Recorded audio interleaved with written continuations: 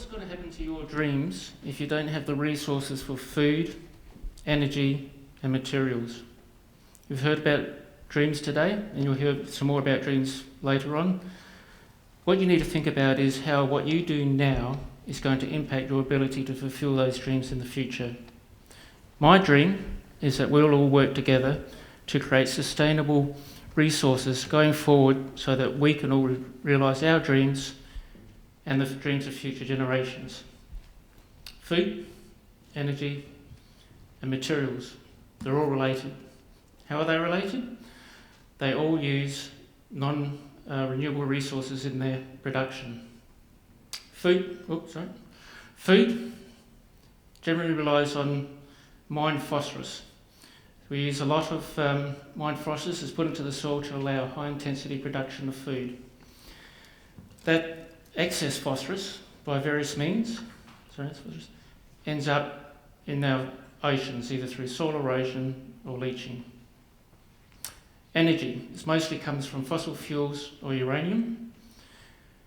The link between food and energy is intimate. To produce high density food production, you need energy. There's a lot of energy goes into the production phase, and then there's more energy needed to take it from where it's produced to where it's consumed in the markets. The energy is also required for the materials. So most of the materials that you know and use are very energy intensive, and some of them use a lot of fossil fuels in their actual source. So they're in your cars, they're in your wardrobe, and they're in your house. So the plastics, the various forms that we all use, all come from fossil fuel. Nearly all come from fossil fuel. The good news is renewable energy has been with us for a while now. You all know about solar cells that convert light to electricity, wind turbines that would generate more electricity from wind, and there's also wave generators that generate electricity from waves. Now these are all forms of generating electricity.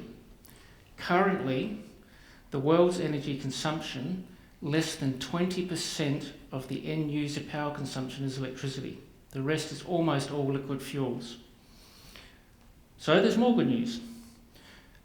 We have liquid fuels that have been with us for a little while, renewable liquid fuels. There's ethanol from forestry residual and agriculture residual. There's biodiesel from plant and seed oils. You can also make biodiesel from animal fats, which are a byproduct of the meat industry. And these are all great. They're wonderful industries and we need all of them. Unfortunately, they're not enough to meet our projected requirement for liquid fuels and base material for synthetic materials going forward. We do potentially have a solution. Something else I want to talk to you about. We do potentially have a solution, algae. Algae is a water-based plant and doesn't require soil. Therefore, the soil quality doesn't matter. Even better, it can grow in poor quality water. There's a strain of algae being grown now that grows in water that has salt 5 times the concentration of seawater. The algae is also currently produced to make products such like omega-3s and beta-carotenes. Algae can produce proteins, carbohydrates and lipids that are all used and can be put into the food chain, either directly or indirectly. They also can make some very complex compounds. There's a particular compound that's required to enable vaccination of a particular tropical disease. And that protein can only be made by algae because algae have 2 different metabolic pathways. Unfortunately, it's not all good news. Algae don't grow to very high concentrations in the water, and you've got to get the algae out of the water to be able to utilise that biomass. And there are lots of people who will tell you it's never going to be possible to commercially grow algae because of that requirement to get the algae out of the water. these might very well be the same people who told us that diesel cars would never sell in Australia and hybrid vehicles will never sell because the cost is too high compared to the conventional technology. Well, according to the Australian Bureau of Statistics, sales of diesel passenger cars doubled between 2008 and 2013. Toyota alone has sold over 3 million hybrid vehicles globally because early adopters bought the technology. They bought the technology not for short-term economic gain, they bought it because they believed and understood the need for that technology. The people who will tell you that it's not economic and it's never going to be viable to grow algae on large scale will refer to studies that have been done, and some of them very recently published, that say it's not possible. But these studies all neglect emerging technologies, and deliberately so. These emerging technologies massively reduce the power consumption required to separate the algae from the water. You need to combine more than one of those technologies to get the best effect, but they've all been proven at pilot scale, and they're all moving towards commercial scale now. The future is coming closer.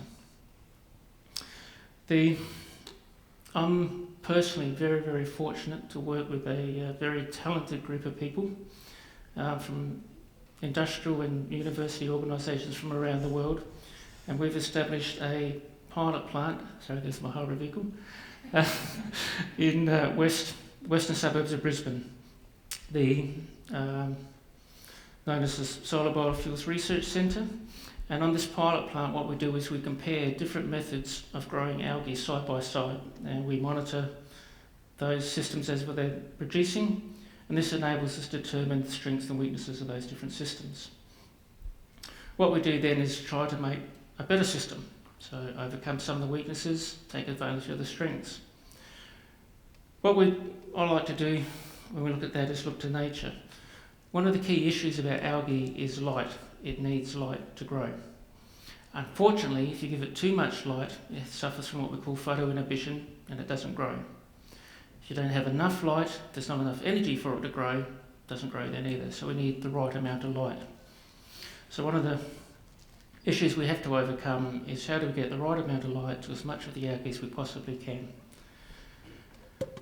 One of the methods in nature is some algae change their buoyancy, so they move in and out of the light zone. That's how they avoid becoming photoinhibited.